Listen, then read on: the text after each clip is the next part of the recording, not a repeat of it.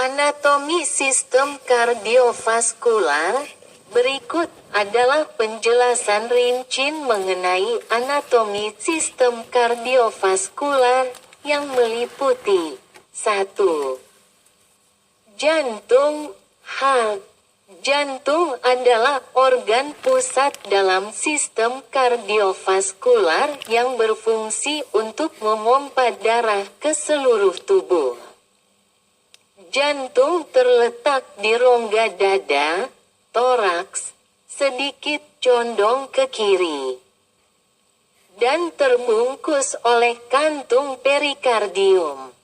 Struktur jantung.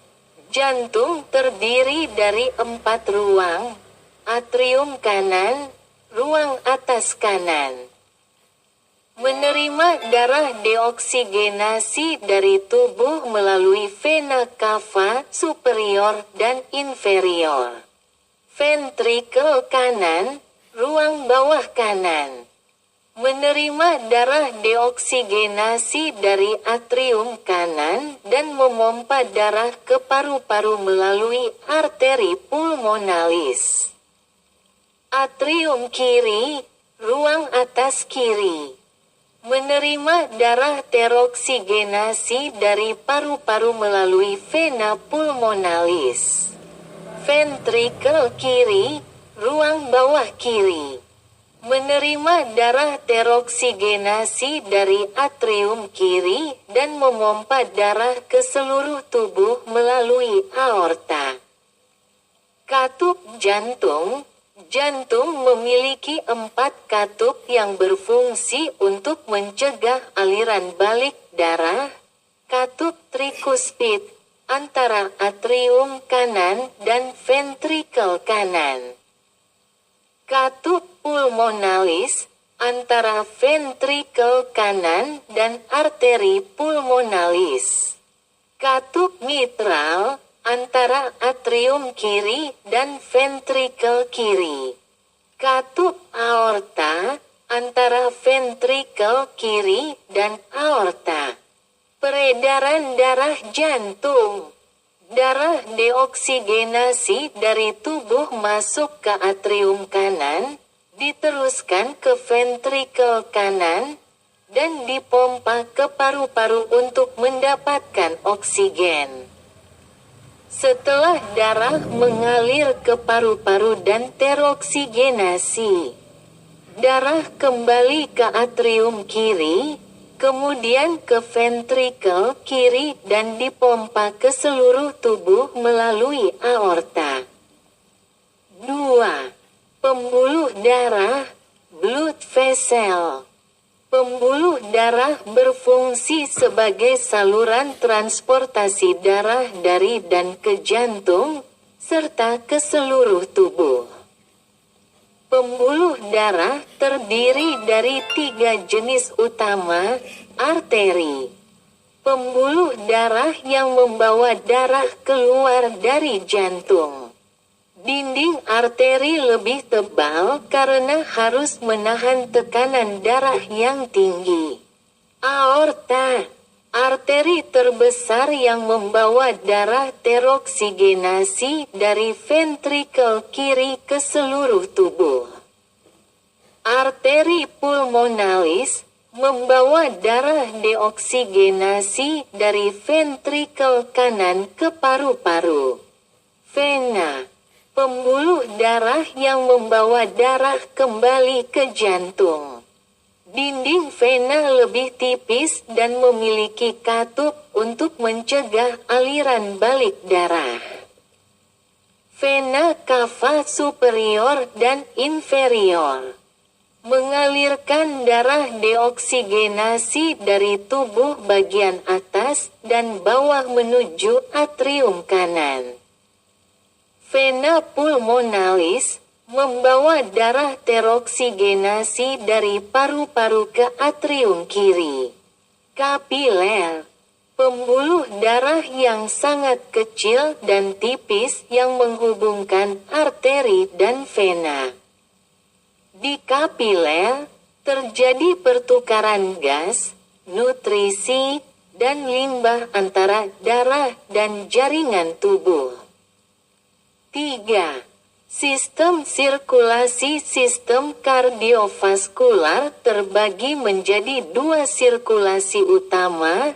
Sirkulasi sistemik dimulai dari ventrikel kiri yang memompa darah teroksigenasi ke seluruh tubuh melalui aorta dan arteri. Kemudian kembali ke atrium kanan melalui vena cava. Sirkulasi pulmonal dimulai dari ventrikel kanan yang memompa darah deoksigenasi ke paru-paru melalui arteri pulmonalis. Dan darah yang teroksigenasi kembali ke atrium kiri melalui vena pulmonalis. 4. Sistem konduksi jantung. Jantung memiliki sistem konduksi yang memungkinkan terjadinya detak jantung yang teratur. Node sinoatrial (SA) terletak di atrium kanan, bertindak sebagai pacemaker alami yang memulai impuls listrik untuk kontraksi jantung. Node atrioventrikular (AV) mengatur aliran impuls listrik dari atrium ke ventrikel. Bundle of His dan serat Purkinje meneruskan impuls listrik ke ventrikel sehingga menyebabkan kontraksi ventrikel. 5. Sirkulasi koroner. Sirkulasi koroner adalah peredaran darah yang menyuplai oksigen dan nutrisi ke otot jantung, miokardium. Arteri koroner utama adalah arteri koroner kiri. Membagi menjadi arteri interventrikular anterior dan arteri sirkumfleksa. Arteri koroner kanan menyuplai bagian kanan jantung, termasuk ventrikel kanan dan bagian tertentu dari atrium kanan. 6. Tekanan darah dan regulasi tekanan darah adalah kekuatan yang diberikan oleh darah terhadap dinding pembuluh darah. Tekanan darah dipengaruhi oleh faktor-faktor seperti kekuatan kontraksi jantung, volume darah, dan resistansi pembuluh darah. Tekanan sistolik, tekanan ketika jantung berkontraksi dan memompa darah keluar. Tekanan diastolik, tekanan ketika jantung berelaksasi dan mengisi kembali darah. Regulasi tekanan darah melibatkan sistem saraf otonom, ginjal, dan hormon-hormon seperti renin, angiotensin, aldosteron. 7.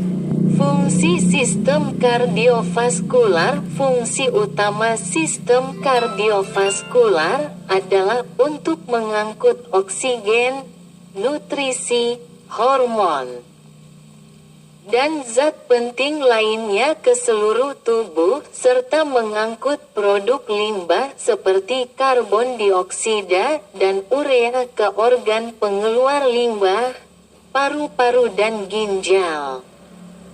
Sistem ini juga terlibat dalam pengaturan suhu tubuh, mempertahankan keseimbangan pH darah, dan menjaga tekanan darah yang stabil. 8. Gangguan dalam sistem kardiovaskular. Berbagai kondisi dapat mempengaruhi sistem kardiovaskular, seperti penyakit jantung koroner, penyempitan pembuluh darah koroner yang mengurangi aliran darah ke jantung, hipertensi, tekanan darah tinggi, kondisi di mana tekanan darah meningkat, yang dapat merusak pembuluh darah dan organ tubuh. Aritmia, gangguan irama jantung yang dapat menyebabkan detak jantung terlalu cepat, terlalu lambat, atau tidak teratur.